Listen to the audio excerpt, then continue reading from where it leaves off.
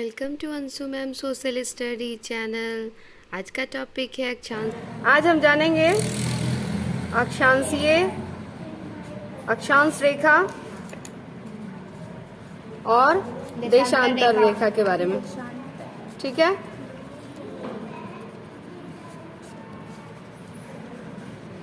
ठीक। सबसे पहले जानेंगे, एक सेकेंड सब लोग सुनिए। सबसे पहले जानेंगे कि पृथ्वी हमारी किस आकार में है? गोल। ठीक है, पृथ्वी हमारी गोल है। अब पृथ्वी गोल है, ये जो है ये पृथ्वी ही है, लेकिन इसको ग्लोब के तौर पे हम छोटा मॉडल के तौर पे मानते हैं। तो ग्लोब जो होता है वो पृथ्वी का एक छोटा रूप है। ये आप ग्लोब देख रहे हैं, ये ग्लोब देख रहे हैं, ये ग्लोब पृथ्वी का छोटा रूप है। पृथ्वी इसी तरह का एक, मतलब ये पृथ्वी का छोटा मॉडल है, छोटा रूप है।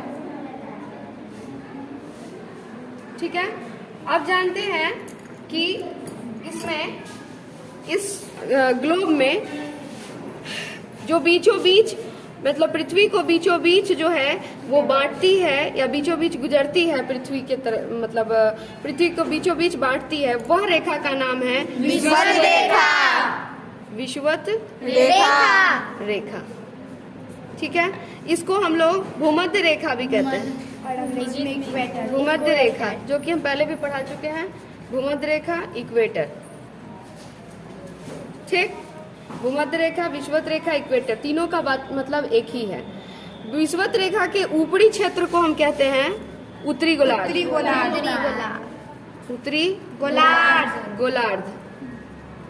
ठीक है, और विषुवत रेखा का जो नीचे का क्षेत्र है वो है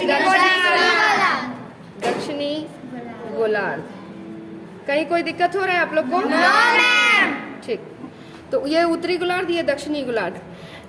अब जो है ये जो रेखा है ये पूर्व से पश्चिम की ओर बहती है या जाती है। बहती तो नदी है, ये रेखा है, ये जाती है, ये पूर्व से पश्चिम। एक और चीज जो मेन इंपॉर्टेंट है, चाहे वो अक्षांशीय रेखा हो चाहे वो देशांतरीय रेखा हो, ये एक प्रकार की काल्पनिक रेखा है। ठीक है, ये काल्पनिक रेखा है। ये इस तरह की कोई भी रेखा पृथ्वी पर मौजूद नहीं है, लेकिन हमें समय का ज्ञान होने के लिए, समय को जानने के लिए, समय को समझने के लिए, इसके अध्ययन के लिए हमने इसको माना है, इसके इमेजिन किया है। ठीक है, सो ये एक इमेजिनरी रे है। ठीक है, ये तो समझ में आप लोग को आ गया। अब जो है ये इस विषुवत रेखा का जो मान है, वैल्यू है, वो 0 डिग्री है। कितना है? 0 डिग्री। ठीक है, अब इसके ऊपर आप जान ही रहे हैं कि उत्तरी गोलार्ध है, यानी उत्तरी गोलार्ध के तरफ इसके समानांतर मतलब होता है इसके जैसा। ठीक है, तो इसके जैसा ये इस तरह से, इस तरीके से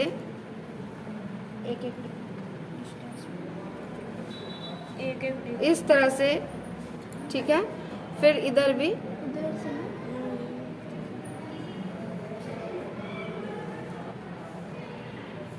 इस तरह से ये जो रेखा जा रही है ये अक्षांशीय रेखा कहलाती है। जो विषुवत रेखा के समानांतर कौन सी रेखा है? तो अक्षांशीय रेखा। ठीक है, अक्षांशीय रेखा, चाहे वो उत्तरी गोलार्ध में हो चाहे वो दक्षिणी गोलार्ध में हो।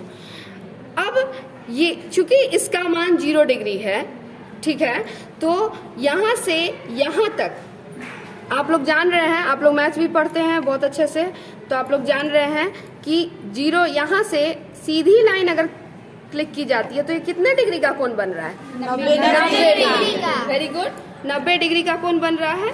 ठीक है, या फिर यहाँ से यहाँ आता है तो ये कितने डिग्री का कोण बन रहा है? 90 डिग्री का कोण बन रहा है।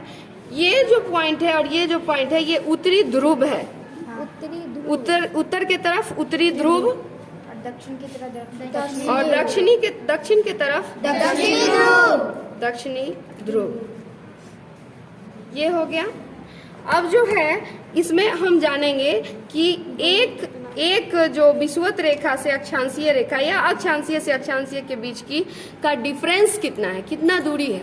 तो ये एक एक डिग्री के डिफरेंस पे ये लाइनिंग है, एक एक डिग्री के, एक एक डिग्री उत्तर की तरफ, एक एक डिग्री दक्षिण की तरफ। मतलब अगर कोई पूछेगा कि विषुवत रेखा से अक्षांशीय रेखा, एक अक्षांशीय रेखा की जो दूरी है वो कितने डिग्री की है, तो 1 डिग्री की। ठीक है, 1 डिग्री का डिफरेंस है इसका। कितने का डिफरेंस है? 1 डिग्री का। 1 डिग्री। और इसका 1 डिग्री 111 किलोमीटर के बराबर है। 1 डिग्री बराबर 111 किलोमीटर।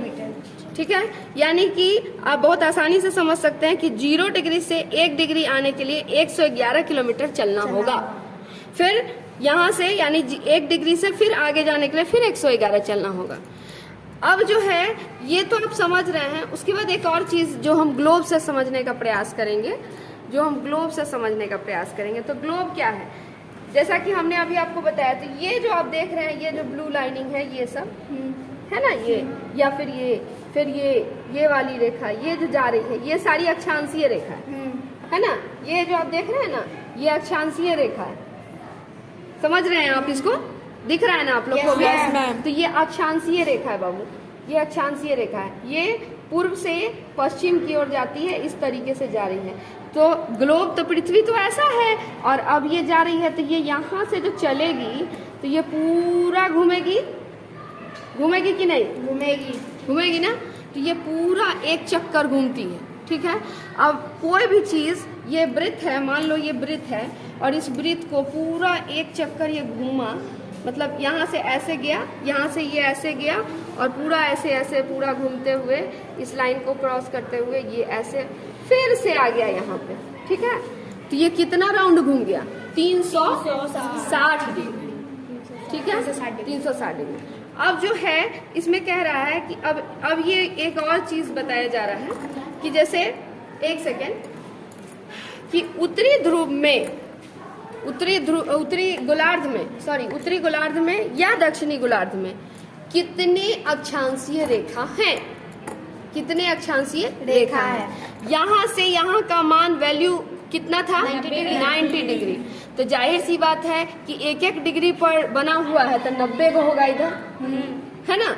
एक एक डिग्री के डिफरेंस पे बना हुआ है ये रेखा, ये अक्षांशीय रेखा एक एक डिग्री पर है, तो इधर 90 लाइन होगा, और इधर भी 90 होगा ना। तो 90 उत्तर का और 90 दक्षिण का, कितना हो जाएगा बच्चा? 180।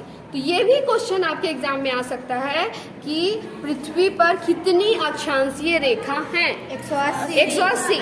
लेकिन कभी कभी 181 भी लिखा होता है, तो उसको भी हम सही मानते हैं। कभी कभी ये भी क्वेश्चन हो सकता है कि पृथ्वी के उत्तरी गोलार्ध के तरफ कितने डिग्री का मतलब कितनी अक्षांशीय रेखा है, तो हम 90 लिखेंगे। पृथ्वी के दक्षिणी गोलार्ध के तरफ, है ना, कितनी अक्षांशीय रेखा है, तो भी हम 90 लिखेंगे। अगर हम लिख देगा सीधे कि पृथ्वी के उत्तरी और दक्षिणी गोलार्ध मिलाकर कितनी अक्षांशीय रेखा है, तो 180। और अगर हम ये क्वेश्चन लिखा हुआ है कि विषुवत रेखा को लेते हुए पृथ्वी पर कितनी अक्षांशीय रेखा है, 181। ठीक है, ये तो समझ में आ गया। एक विषुवत रेखा सिंगल है, उसको छोड़ के। उसके बाद ये भी क्वेश्चन हो सकता है कि विषुवत रेखा के समानांतर कौन सी रेखा है, तो उसमें ऑप्शन दिया रहेगा, तो उसमें आप अक्षांशीय रेखा को टिक लगाइए, क्योंकि विषुवत रेखा के समानांतर तो सिर्फ अक्षांशीय रेखा ही है। ठीक है, ये हो गया अक्षांश के बारे में। इसमें कहीं कोई दिक्कत है? अब हम इम्पोर्टेंट रेखा भी है। ठीक है, पृथ्वी पर कुछ इम्पोर्टेंट रेखा भी, हम देशांतर बताते हैं। जैसे पृथ्वी पर ये कुछ इम्पोर्टेंट रेखा भी है। ठीक है, ये हो गया ग्लोब या पृथ्वी। ठीक है, इस पर ये तो सब जान रहा है कि बीचों बीच जाती है, उसका नाम है विषुवत रेखा। ठीक है, इसी को भूमध्य रेखा, इसी को इक्वेटर, इसी को सब कुछ बोलते हैं। ठीक है, अब अगला प्रश्न, अगला ये है। ठीक है, अगला जा रहा है कि ये हो गया विषुवत रेखा। अब ये तो हो गया 0 डिग्री इसका मान है। उत्तरी गोलार्ध के तरफ ये तो 0 डिग्री पे है, इससे ऊपर जाएगा तो 0 के बाद 1 2 3 4 5 6 7 8 9 10 90 तक यहाँ जाएगा ना। 0 से 9 तक इतने के बीच में है, और 0 से 90 तक इतने के बीच में है, फिर 0 से 90 तक इधर है ना। तो जैसे जैसे आगे बढ़ेगा वैसे वैसे उसका वैल्यू बढ़ते जाएगा, बढ़ेगा ना, डिग्री बढ़ते जाएगा। ठीक है, अब सवाल है कि यहां से एक जो ये तो समझ रहे हैं ना कि अक्षांशीय ही है, ये अक्षांशीय रेखा है, लेकिन ये 0 डिग्री पर विषुवत रेखा है। यहाँ पे 23.5 डिग्री पे, 23.5 डिग्री पे, यहाँ से नहीं दिख रहा है। 23.5 डिग्री बता रहे हैं। ठीक है, चलो हम ब्लैक से ही बता देते हैं। 23.5 डिग्री है। ठीक है, 23.5 डिग्री पे जो है यहाँ पे कौन सी रेखा होगी? कर्क रेखा। कर्क रेखा। अब समझ में आ रही है बात? और ये उत्तर की तरफ है कर्क रेखा, इसलिए इंडिया इस तरफ है, इसलिए भारत के बीचों बीच गुजरती है कर्क रेखा। ठीक है, अब दूसरी है यहाँ पे ये 23.5 डिग्री उत्तर की ओर कर्क रेखा है, यहाँ 23.5 डिग्री बस दक्षिण की ओर जो अक्षांशीय रेखा है उसका नाम है मकर रेखा। मकर रेखा। यानी क्वेश्चन हो सकता है कि उत्तरी गोलार्ध में जो अक्षांशीय रेखा 23.5 डिग्री पर बनती है उस रेखा या जाती है, उस रेखा को कौन सी रेखा कहते हैं? हमें ये ध्यान रखना है कि उत्तर की तरफ कर्क रेखा है और दक्षिण की तरफ मकर रेखा, 23.5 डिग्री जिसका मान है। ठीक है, अगला प्रश्न है कि ऊपर वाला जो है ये यानी उत्तर की ओर 66.5 डिग्री पर जो रेखा है जा रही है, मतलब यहाँ इसका जो जिस रेखा का 66.5 डिग्री मान है ना, जो 66.5 डिग्री पर जा रही है उस रेखा का नाम है आर्कटिक रेखा। उत्तर की ओर याद रखिएगा, उत्तर की ओर कौन सी रेखा है? आर्कटिक रेखा, जिसका वैल्यू 66.5 डिग्री है। ठीक है, अब है ये दक्षिणी ध्रुव की मतलब गोलार्ध की ओर 66.5 डिग्री पे जो जिसका मान है, जिस रेखा का मान है उस रेखा को कहते हैं अंटार्कटिक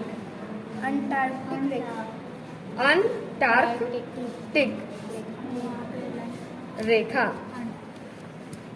ठीक है, ये हो गई आर्कटिक रेखा, ये हो गई अंटार्कटिक रेखा। मतलब विषुवत रेखा 0 पे है, कर्क रेखा 23.5 डिग्री पे है उत्तर की ओर, और 23.5 डिग्री दक्षिण की ओर जो है मकर रेखा है। 66.5 डिग्री उत्तर में आर्कटिक रेखा और 66.5 डिग्री दक्षिण में अंटार्कटिक रेखा। Very good. और 90 डिग्री पर जिसका वैल्यू है उस रेखा का नाम है 90 डिग्री जिसका वैल्यू है उसका नाम है उत्तरी ध्रुव। उत्तरी ध्रुव। और यहाँ पे जो आया एकदम से ये हो गया दक्षिणी ध्रुव, ये 90 डिग्री पे दक्षिणी ध्रुव। ठीक है, ये दक्षिणी ध्रुव हो गया। चलिए, ये हो गया।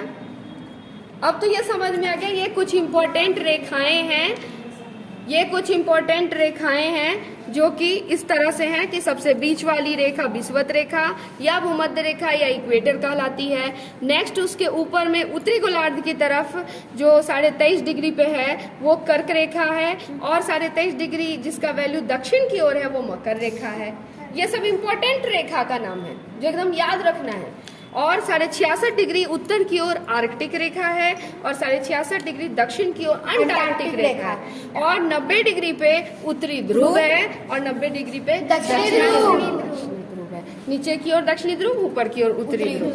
ये तो हो गई ये, लेकिन हाँ ये याद रखना है कि ये सारी अक्षांशीय रेखा ही है, ये सारी रेखाएं अक्षांशीय रेखाएं हैं। ये नहीं भूलना है हमें कि अक्षांशीय, क्योंकि आप देख रहे हो कि ये विषुवत रेखा के समानांतर गई है, देख रहे हो ना ये सारी रेखाएं।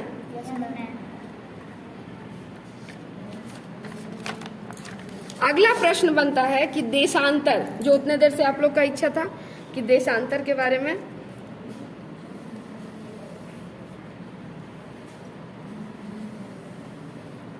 ठीक है, देशांतर रेखा,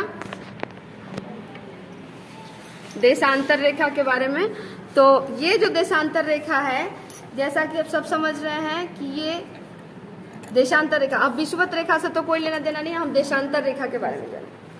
तो आपको मैंने बताया है कि ऊपर वाला क्षेत्र उत्तरी ध्रुव, नीचे वाला क्षेत्र दक्षिणी ध्रुव। जब उत्तर से दक्षिण की ओर जो रेखा, उत्तरी ध्रुव से दक्षिणी ध्रुव की ओर जो रेखा जा रही है वो है देशांतर रेखा। उसे क्या कहते हैं? देशांतर रेखा। समझ गए बात? अब ये तो था ऊपर वाला, जब विषुवत रेखा की बात आ रही थी तो था कि ये उत्तरी ध्रुव हो गया, ये दक्षिणी ध्रुव हो गया। लेकिन अब जैसे ही देशांतर की बात आई तो ये देशांतर का जो बात है, इसमें ये हो गया पूर्वी और ये हो गया पश्चिमी, यानी ये हो गया पूर्वी गोलार्ध और ये हो गया पश्चिमी गोलार्ध।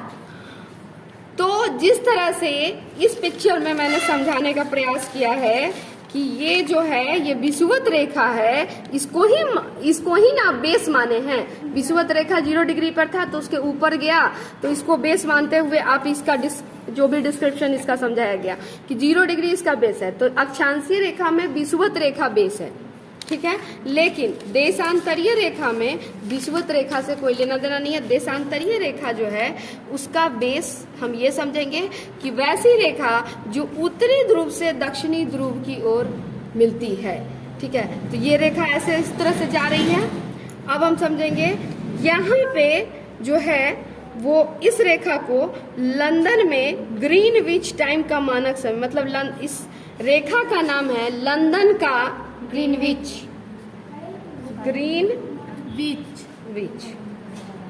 ठीक है। इस रेखा का नाम है लंदन का ग्रीनविच, ठीक है।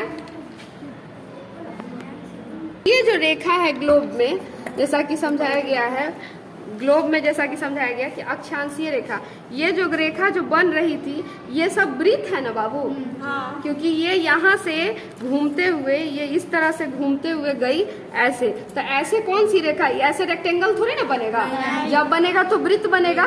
तो ये इस तरह से ऐसे एक वृत्त, फिर दूसरा वृत्त, फिर तीसरा वृत्त, इस तरह से ये वृत्ताकार, यानी अगर कोई पूछे कि ऐसी कौन सी रेखा है जो वृत्ताकार है तो हम कहेंगे अक्षांशीय रेखा। अब देशांतरीय में हम समझाना प्रयास करेंगे। देशांतरीय रेखा इस तरह की रेखा है, इस तरह से लंबे जो आ रही है।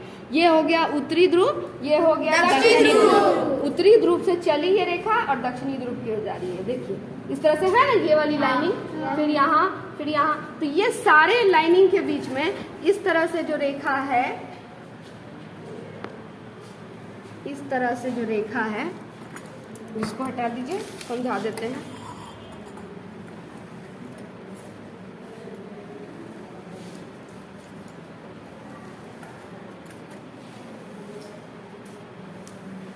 देखिए इस तरह से जो रेखा है, ये लग रहा है जैसे बॉल है।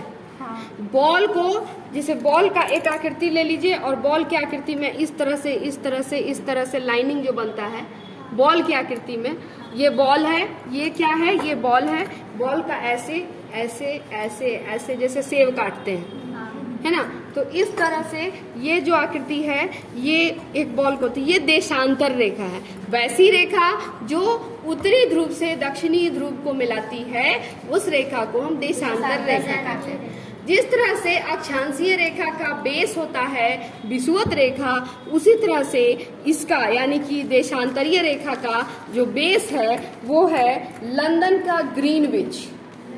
लंदन का ग्रीनविच एक जगह है लंदन में जिसको लंदन के ग्रीनविच को बेस माना गया है, क्योंकि देशांतरीय रेखा ही समय को निर्धारित करता है, समय बताता है, ठीक है। तो ये लंदन के ग्रीनविच को मेन मानते हुए ये जो आप मेन लाइन देख रहे हो, ये लंदन का ग्रीनविच है जिसका मान 0 डिग्री है, ठीक है। अब 0 डिग्री से बिल्कुल उसी तरह से जैसे 1 डिग्री का डिफरेंस उसमें था, उसी तरह से 1 डिग्री का डिफरेंस इधर है। तो ये 0 डिग्री से जो राइट साइड चलेगा वो हो गया पूर्वी गोलार्ध, और जो लेफ्ट साइड चलेगा वो हो जाएगा पश्चिमी, दक्षिणी नहीं, पश्चिमी गोलार्ध, ठीक है। यानी कि इस ध्रुव से ये जो लाइनिंग है इससे इधर मतलब राइट साइड चलेगा तो ये हो गया पूर्वी गोलार्ध और ये हो गया पश्चिमी। बार बार दक्षिणी क्यों बोल रही है, पश्चिमी। अब कहता है कि पृथ्वी यानी कि इधर अब 180 ये कह रहा है कि यहाँ से यहाँ, ठीक है, क्योंकि ये तो आधा ही है ना, ये पूरा तो नहीं हुआ, इस तरह से ये 180 डिग्री का बना रहा है, ठीक है, 180 डिग्री देशांतर है, ठीक है। तो इधर कितने मतलब टोटल जो है वो कितने देश, जैसे अक्षांशीय रेखा कितने होंगे, उत्तरी ध्रुव के तरफ कितने होंगे, दक्षिणी ध्रुव के तरफ कितने, उसी तरह पूर्वी देशांतर और पश्चिमी देशांतर कितने होंगे। तो ये टोटल होंगे 180 प्लस 180, यानी इधर का 180 और इधर का 180 बराबर 360, ठीक है। यानी 180 डिग्री हो गया पूर्वी देशांतर और 180 डिग्री हो गया पश्चिमी देशांतर। उसके बाद है यानी देशांतरीय रेखा का जो मान है वो 360 डिग्री का है, ठीक है। इसलिए बोला गया है कि कोई भी चीज ऐसे घूम के जब जाती है, घड़ी को देखे हो, घड़ी जब एक चक्कर मारती है पूरा यहाँ से चली और यहाँ से घूम के फिर यहाँ पे आई, तो ये कितना हुआ 360 डिग्री होता है ना। तो वही कह रहा है कि एक पृथ्वी को देशांतरीय रेखा वृत्त जो है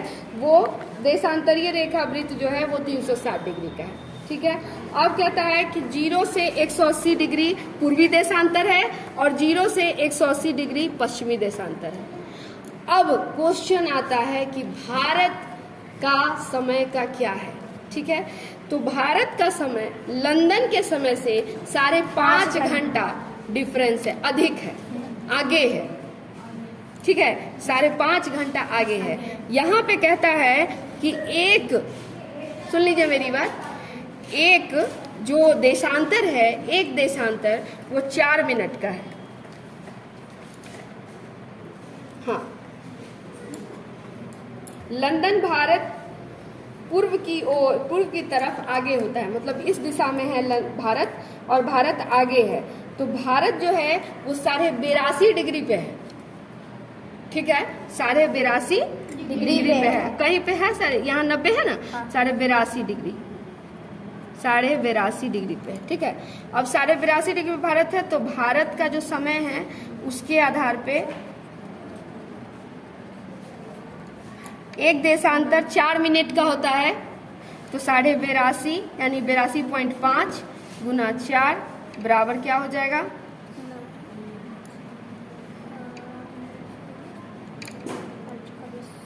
3300 मिनट। मतलब कि 1 घंटा में कितना मिनट होता है 60।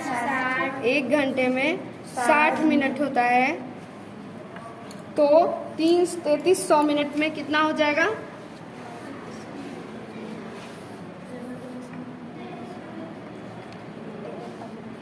5 घंटा, यानी 5 इंटू हाफ 5.5 घंटे का डिफरेंस हो जाएगा। यानी और एक और मेन इम्पोर्टेंट चीज, लंदन से पूरब की ओर जितना आगे बढ़िएगा वहां समय आगे होगा, समय लंदन से आगे जाएगा, लेकिन लंदन से पीछे की ओर बढ़िएगा तो पीछे जाएगा, समय पीछे जाएगा। यानी लंदन को एक मानक समय माना गया ग्रीनविच, और ग्रीनविच को एक मानक मतलब एक एवरेज जिसको कहिए कि उसको एक बेस माना गया। इस बेस से पूरब की तरफ बढ़ेगा तो समय आगे भागेगा। जैसे यहाँ से 5.5 घंटे का डिफरेंस हो गया ना, भारत में हो गया ना 5.5 घंटे का, उसी तरह से यहाँ पे अगर इधर भागेगा तो इधर डाउन करते जाएगा। यही 82.5 डिग्री पर भारत यहाँ है। अगर अगर आगे पूरब की तरफ बढ़ेगा तो पश्चिम की ओर घटेगा। यानी लंदन ग्रीनविच से पूरब की तरफ जाएगा तो समय आगे जाएगा, लंदन ग्रीनविच से अगर पीछे की ओर जाएगा समय घटेगा। तो इस तरह से हम लोगों ने देशांतर रेखा को समझा, अक्षांशीय रेखा को समझा, आर्कटिक वृत्त को समझा, अंटार्कटिक वृत्त को समझा, और कर्क रेखा को समझा, जो कि और मकर रेखा को समझा। अब कोई समस्या है? Please share my video and subscribe my channel. Thanks for watching all.